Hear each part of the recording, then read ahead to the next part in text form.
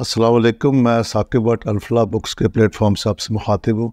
आज काफ़ी अरसे के बाद गैप आया तो हम ये दोबारा व्लॉग बना रहे हैं। तो आज आपकी नॉलेज में मैं लाना चाहता हूँ कि जो बजट में चेंजेस आई है उसका क्या इम्पेक्ट है। ख़ास तौर पे जो टैक्स रेट्स में फ़र्क पड़ा है और फाइलर और नॉन फाइलर का डिफरेंस बहुत वाज़े हो गया, बहुत ज़्यादा हो गया। तो वो मैं आपकी नॉलेज में लाना चाहता हूँ कि क्या नए रेट्स हैं अगले साल के लिए। सबसे पहले तो हम आ जाते हैं slab rate for salaried person. Up to 6 lakh तक किसी की आमदनी हो तो उस पर कोई टैक्स नहीं है। अच्छा, एक मिसकंसेप्शन है कि जी हम अगर मैं छोटा सा मुख्तसर सी बात करूँगा, वैसे तो इस पर हम व्लॉग बना चुके हैं। फाइलर होने का फ़ायदा क्या है और नॉन फाइलर होने का नुकसान क्या है। तो अभी टैक्सेस में बहुत ज़्यादा डिफरेंस आ गया है, बिल्कुल वाज़े हो गया है। तो अगर आप फाइलर बनेंगे तो उससे आप बहुत सारे फ़ायदे अवेल कर सकेंगे और नॉन फाइलर अब रह नहीं सकते। अभी FBR ने सिस्टम इतना जदीद कर दिया है कि आप कोई सेल परचेज़ करेंगे, कोई फ़ॉरेन टूर करेंगे, इवन आपके बच्चों की जो फ़ीसें हैं वो भी जमा होती हैं। तो कुछ इदारे हैं जो FBR के पास रजिस्टर है, तो वो भी FBR को मालूम हो जाता है कि ये एक्सपेंस हुआ है। एक बंदे ने 3 ट्रिप किए हैं, 4 ट्रिप किए हैं फॉरेन ट्रैवल के, तो उस पर एक्सपेंस होता है। तो वो चेक कर लेते हैं कि जी ये फाइलर है कि नहीं है, और अगर नहीं है तो वो उसको नोटिस भेज के उससे रिटर्न मंगवा सकते हैं, डिटेल्स मंगवा सकते हैं। तो इसलिए सबसे आसान तरीका ये है, बेहतर ये है कि आप फाइलर बन जाए। अच्छा, फिर एक ज़रा बड़ा मिसकंसेप्शन है कि हम फाइलर बनेंगे तो पता नहीं फंस जाएंगे। ऐसा नहीं है। अब जिस तरह ये 6 लाख तक आप पे कोई टैक्स नहीं है, तो अगर आपकी आमदनी साल की 6 लाख से कम है तो आप पे कोई टैक्स नहीं है। आप रिटर्न फाइल करें, आपकी 6 लाख से कम 5 लाख है, 4 लाख है, 2 लाख है, जो भी है वो आप रिटर्न फाइल करें तो आप पे कोई टैक्स नहीं है, कोई लायबिलिटी नहीं है। इसलिए ये जो कॉन्सेप्ट है कि जी हम पता नहीं फंस जाएंगे, हम रिटर्न सबमिट करेंगे तो क्या होगा, कुछ भी नहीं होगा। और बेहतर है, आपके लिए बेहतर है, आपके सोर्सेस जो है वो डिक्लेयर होंगे, आपके पास कैश इन हैंड होगा। कोई चीज़ आप परचेज़ करना चाहे, कोई गाड़ी, कोई प्लॉट, कोई घर लेना चाहे, कोई और इसके अलावा एसेट लेना चाहे, कहीं इन्वेस्टमेंट करना चाहें, तो आपके पास सोर्सेज अवेलेबल होंगे और आपको कोई इशू नहीं होगा। और अगर आप वो नहीं करते और आप कोई चीज़ लेते हैं, एक तो आप पे टैक्स बहुत ज़्यादा डिफरेंस है, अभी मैं आपको बताऊँगा। तो और वो नॉलेज में भी उनके आ जाएगा। तो इसलिए बेहतर है कि आप फाइलर बन जाए। अच्छा, अब ज़रा मैं आपको मुख्तसरन जो है वो रेट्स बता दूँ। सैलरीड पर्सन जो है 6 लाख तक अगर किसी बंदे की इनकम है तो उस पर कोई टैक्स नहीं है। 6 लाख से 12 लाख अगर किसी की आमदनी है तो 6 लाख से ऊपर जितनी भी आमदनी होगी उस पर 2.5% के हिसाब से टैक्स लगेगा। फॉर एग्ज़ाम्पल, अगर किसी ने 10 लाख कमाया साल में, या किसी की 83,000 पर मंथ इनकम है, तो उस पर 10,000 टैक्स लगेगा साल का। इसी तरह 12 लाख से 24 लाख है, उस पर 15,000 plus 12.5% of amount exceeding 12 lakh. For example, किसी की 15 लाख इनकम है एक साल की, तो उस पर 52,500 टैक्स लगेगा। 24 लाख से 36 लाख तक 1,65,000 जमा 22% of amount exceeding 24 lakh.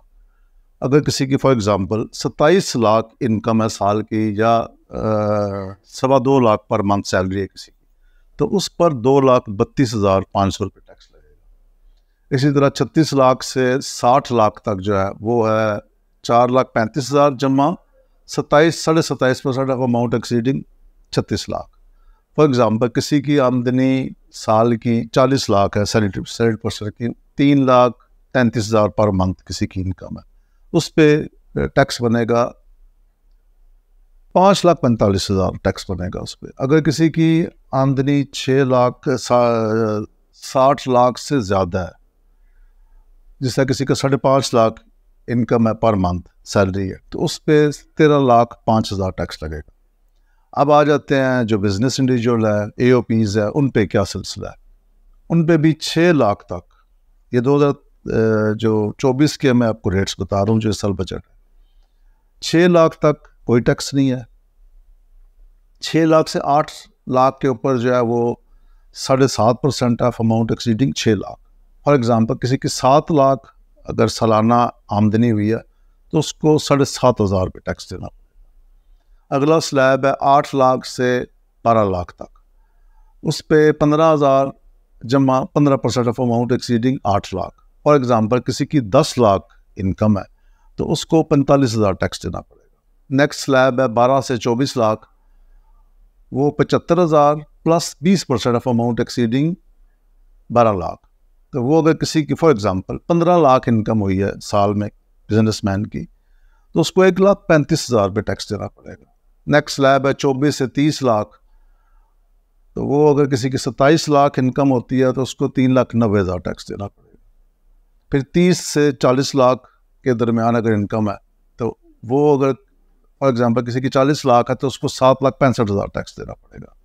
Last slab है अबव 40 लाख, 40 लाख से ऊपर किसी की आमदनी है तो उसको 7,65,000 जमा 35%। फॉर एग्ज़ाम्पल इसकी इस तरह है कि किसी ने साल में 50 लाख रुपए कमाए हैं तो उसको 11,15,000 रुपये टैक्स देना पड़ेगा।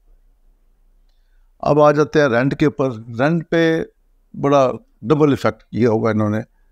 जो फाइलर है उस पर 15% है, नॉन फाइलर है उस पर 30%। इसी तरह जो सबसे ज़्यादा हमें जो आती है क्यूरीज या कॉल जो आती है वो इसके ऊपर आती है जो प्रॉपर्टी की सेल परचेज के ऊपर होता है, उसका बहुत ज़्यादा फर्क डाल दिया है। जो क्या नाम है सेलर के ऊपर है जो टैक्स है 236C होता है, ये एडवांस टैक्स है, वो 3% है फाइलर पे और 6% है नॉन फाइलर पे। और जो बायर पे है, जो बंदा परचेज कर रहा है कोई प्रॉपर्टी, 236K बनता है वो 3% और 10.5%। ये पहले 2% था और 7% था, अब इसको इंक्रीज कर दिया 3% और 10.5%। अच्छा, फिर आ जाए आप ऑक्शन पे, auction of immovable property, filer पे 5% है, नॉन फाइलर पे 10%। इमूवेबल प्रॉपर्टी के अलावा कोई आइटम ऑक्शन पे ले रहे हैं तो वो 10% और नॉन फाइलर पे 20%।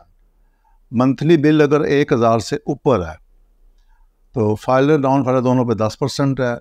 Internet, mobile telephone, prepaid internet telephone card, उस पर फाइलर नॉन फाइलर दोनों पे 15%।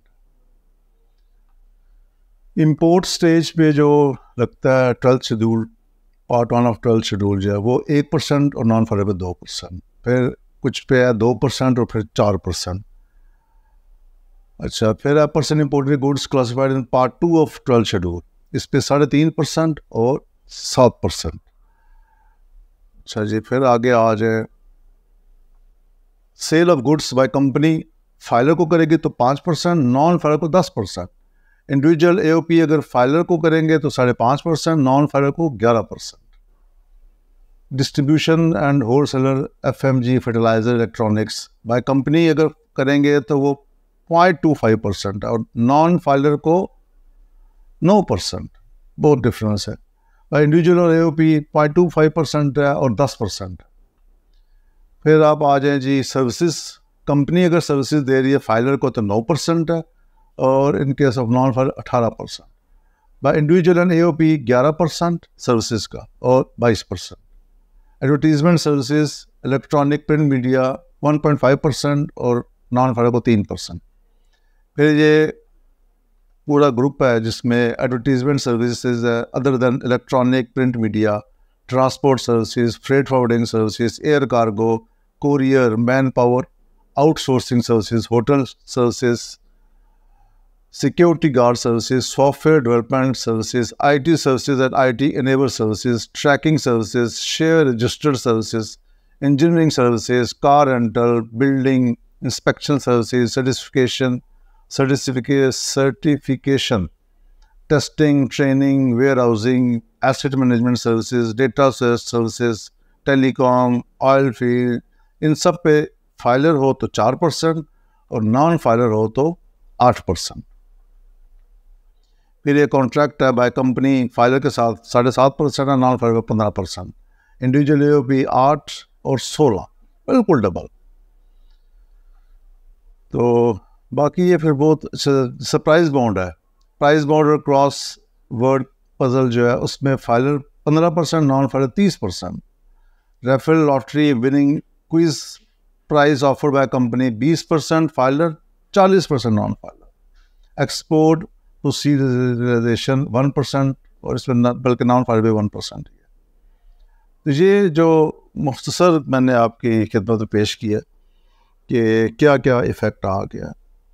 अच्छा, फाइलर होने के नुकसान भी हैं, और नुकसान को बहुत बड़ा नहीं है, सिर्फ जिम्मेदारी है। आपको हर साल जो है अपनी रिटर्न फाइल, अपने एक्सपेंसेस का हिसाब रखना है। आपने जो एसेट परचेज किया है, जो सेल किया है साल में, को प्लॉट लिया है, गाड़ी ली है, मोटरसाइकिल लिया है, या कहीं भी इन्वेस्ट किया है, उसका रिकॉर्ड बस रखना होगा। और साल के बाद आपने अपनी रिटर्न फाइल करनी है। तो इसलिए इसको इग्नोर ना करें, अपनी रिटर्न टाइमली फाइल करें। 30 सितंबर जो है वो इंडिविजुअल्स के लिए होती है, सैलरीड पर्सन के लिए होती है। तो अभी टाइम है, आज बल्कि डेट है 21 जुलाई, तो अभी दिन है, अपनी चीज़ें तैयार करें और अपनी रिटर्न फाइल करें। अस्सलाम वालेकुम, और अपना ख्याल रखिए।